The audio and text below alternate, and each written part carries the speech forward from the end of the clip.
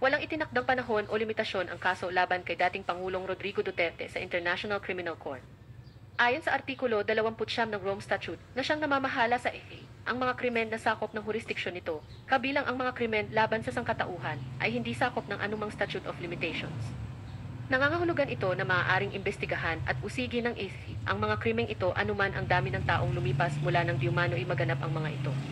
Ang mga di umano'y krimen ni Duterte, partikular na yaong may kaugnayan sa digmaan kontra droga, ng kanyang administrasyon, ay sinusuri para sa posibleng mga extrajudicial killings at iba pang paglabag sa karapatang pantao.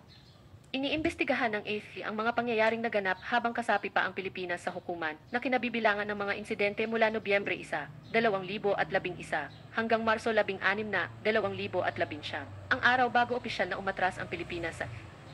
sa makatuwid, ang investigasyon ay maaaring magpatuloy anuman ang oras na lumipas mula nang maganap ang mga di umano'y krimen.